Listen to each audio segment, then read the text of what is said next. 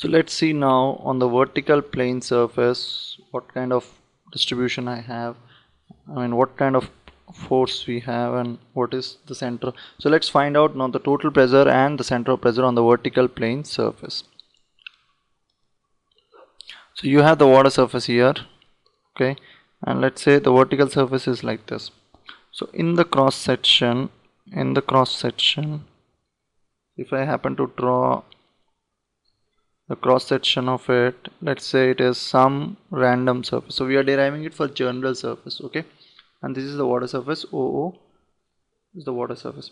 So now this will be at some height, right? I mean you can just take some height, okay. So pressure here will be basically rho g h1 of this. Let's say this is h1 and this is h2, okay. So as you go down, as you go deep, the pressure will vary. Here it is rho g h1, here it is rho g h2. So you cannot directly just multiply pressure into area and say that that is the total magnitude of the force, because the pressure is varying. So what you have to do is you have to take a small element, find out find out the pressure on it, find out the multiply with that dA or the small differential area, you will get the force on that element, and then you have to integrate to get the total force on the body. So let's do that because pressure is varying. So the point here is pressure varies with height, and hence not uniform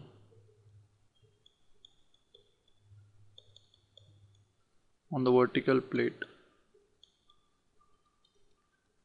Okay, so now, so for this let's take at a distance x, I have taken this is dx and this is x. So at a distance x I have taken a small element which is dx. So in the side view,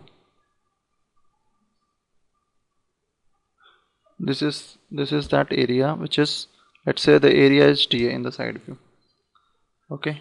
And now, so now the force at the pressure at that x location will be basically rho g, the distance is x from the top, so the distance is x. So this is the pressure that is acting on this area, okay, on this dA is the pressure. So the force on that differential element, that's why I'm writing dF, is basically the pressure at the location x. So here we assume that on this differential, because dx is so small that pressure is not changing on that differential element, it's constant on that differential element. So I can just multiply px, that is the pressure on that differential element, into dA. So that is basically the force on that differential element. So the total force, which is nothing but summing up all these elements, all these small elements, that is nothing but summation up to infinite summations, that is nothing but integration. So integral px dA, and integral px we have written it's rho g x dA, rho g x dA. So rho g is water density, rho is water density, g is gravity, acceleration. So integral h dA.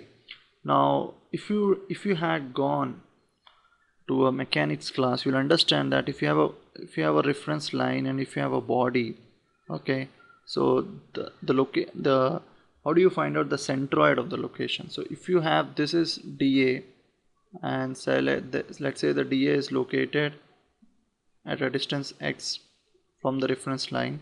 So integral h dA is the moment of area about that reference line, that is represented as ax bar, and this is how you find out the area, the centroid of the area. Take the moment of the area, integral h dA. So this is the centroid of a continuous system. That's how you find out a centroid of a continuous area. So integral h dA, I can write rho g x bar, okay. So x bar is nothing but the centroid of that body, the centroid of the cross section. So the total pressure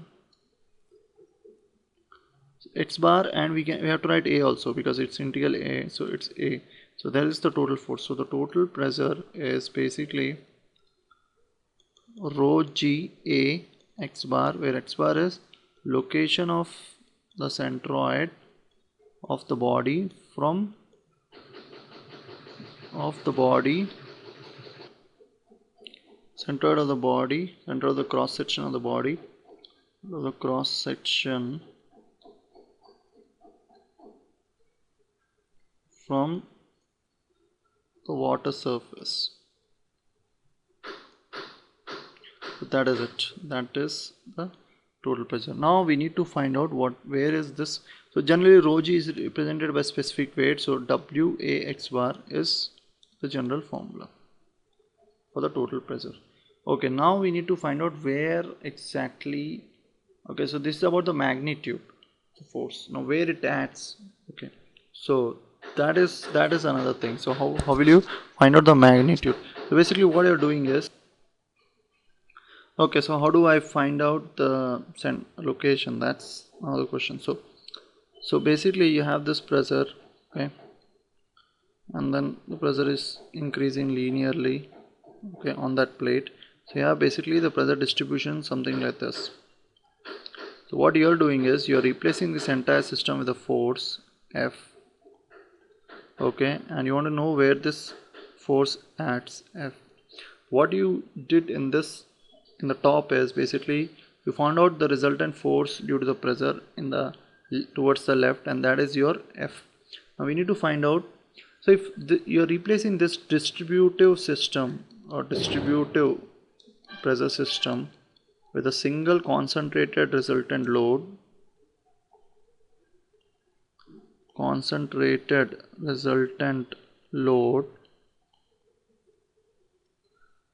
so what you do, so what has to be when you're replacing this by this, the forces should balance and the moment should balance. So moments about, let's say, about the water surface, which is somewhere here.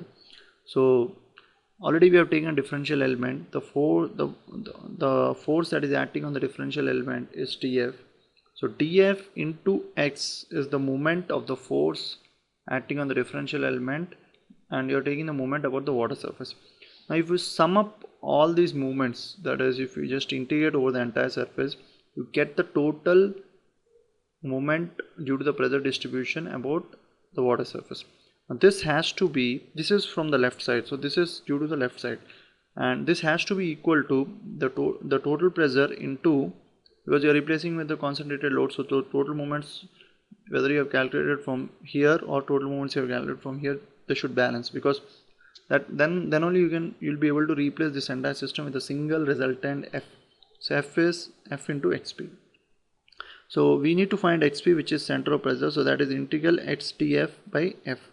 Now integral x dF, we already stated, it's rho g x into dA by F is, already I got WA x bar is the magnitude. So rho g, so this can be written as rho g, if I take outside it's W, so integral h square dA by WA x bar. Integral h square dA is nothing but area moment of inertia. Okay, that is the basic definition. Area moment of inertia about an axis xs is integral h square, the distance whole square into dA. So from this water surface is what you are calculating I. So I is about the free surface area moment of inertia by your WA x bar. So basically you are getting about IOO A x bar. Okay, now from the parallel axis theorem, now, so let's say the body, okay, so what we got was for XP, the center of pressure, as IOO about the free surface into AX bar. Now so the cross section was like this, okay, the free surface was like this, this was about your OO, and the CG will be somewhere here, and about the CG, okay, so this is where from, this is the axis from about which you are measuring IOO, okay, but generally for bodies we know IG, that is centroidal axis area moment of inertia, but then how do I relate IOO and IG? Yeah, I have the parallel axis theorem. IOO is IG plus the distance whole square, area of the body into distance whole square. Now distance is x bar, which we already calculated, right? X bar whole square. So if I substitute that in the first equation, I get Ig plus a x bar whole square by a x bar. So it's Ig by a x bar plus x bar. So this is the centroid of the pressure. It's x bar plus, just rearranging the term, Ig x bar. So this is an expression for centroid. So it can be seen that for this vertical surface, the centroid of pressure is located below the CG. Now CG is located at x bar. So somewhere here, because it's x bar plus some extra term. So this is the point where your center of pressure is located. So we have derived two expressions, one for the total magnitude of the force, that is total pressure WA x bar, and the center of pressure we have derived these expressions. So whenever vertical plane surface, so this expressions are general, these are valid for any cross section. The surface has to be vertical and the plane surface. The cross section can be rectangle, circular, anything. So you have to just adopt this. So now let's see for the inclined surface what happens. For the inclined surface, inclined plane surface, and then we'll solve one problem on this horizontal plane surface. Okay, so on the inclined plane surface, so let's take an inclined plane surface and then adopt the same strategy. So this is my free surface. Let's say this is my plane surface, okay, and which is at theta. So on the cross section, if you look at it, the cross section is somewhere like this, or I need to probably draw the cross section in a slightly better way. Okay, so let's cancel this, let's redraw it. So you have a free surface, you have cross section like this. Okay, this is the inclined plane surface. Cross section, let me draw perpendicular to this. So this is how the cross section is. Okay, and this is, it makes an angle theta. Okay, so now because it's inclined, again the pressure varies. Pressure distribution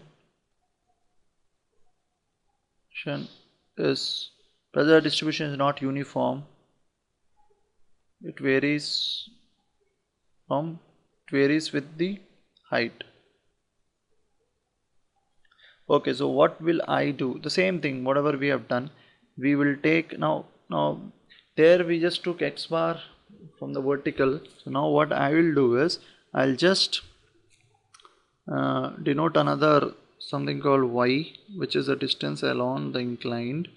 If this is the distance y and this is, let's say, dy,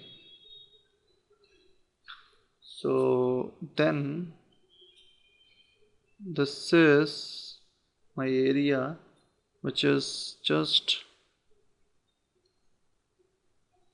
parallel to this. Okay, so this area is, let's say, dA, and this, let's say, it is making x from the top. So basically on this area, so pressure on this area is rho g x, and x in terms of y I can write now. This is x, this is y, distance along the incline, and you have theta. So I can write sine theta as opposite by hypotenuse. So x as y sine theta. This is what I can write from the geometry. Okay, so pressure is rho g. Okay, so now the same thing, the force on the force coming due to the water, or due to the hydrostatic force coming on this differential element is pressure times the area of that. Let's say the area is dA, so it is rho g xx, I can write y sine theta into dA. So this is my dF, and again I need to integrate. So to get the total magnitude of the force, I need to just sum up all these forces, which is rho g y sine theta into dA. So sine theta I can just take out common, it becomes integral y dA, which is nothing but from the centroid, it is nothing but a y bar. So a y bar is nothing but y bar is the location of the centroid along the incline, and obviously when x and y are related in this word, so the centroid x will also be located as sine theta y bar into a. So this will be rho g a x bar. Rho g x bar. So the magnitude is just same as the previous case. The formula is same as the previous case. That is, even if the incline, find out the location of the centroid. Let's say the centroid is somewhere here for the body. That is x bar. So it is just W A x bar, area of cross section. So the formula is same whether it's inclined or not inclined. Just find out the CG location, which is x bar, and then multiply with WA. So now let's find out the center of pressure. So this is the formula for the total pressure on the inclined surface. Now let's see center of pressure. So center of pressure, in the same way what we have done is we'll just take the moment about moment from the pressure distribution. So moment about, let's draw the figure again. This is your O, okay, and this is the line. Okay, so on this df, the force that is acting was df. So df into y is this distance. Okay, so df into y is the moment of the force on that differential element. If you integrate, that is the total moment due to the pressure distribution about O. This has to be equal to, when you're replacing this entire system, with a single force that is acting here, and the objective is to find out the location yp, right? So it has to be the total force to yp. So this is the moment due to pressure distribution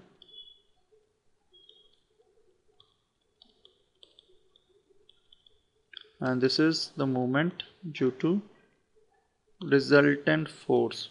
They should balance, then only you can say that the force is resultant. Moment due to resultant force. So yp will be integral y df by f, right? Okay, and what is df? df was rho g y sine theta. If you remember, go back that previous, it was this f. So I can write rho g sine theta outside. It is integral y square dA by f. Integral y square dA is nothing but your I OO about this surface. It's I OO, O and that, okay, by f.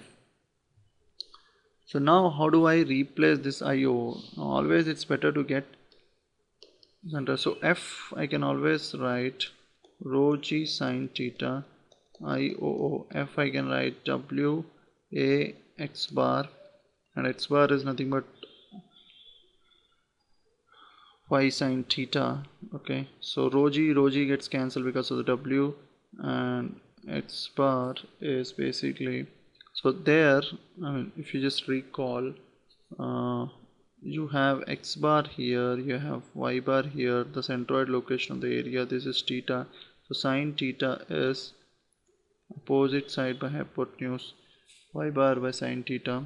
So if you substitute that, sine theta WA, y bar sine theta into IOO, and rho g is W, so I'll get IOO by A y bar.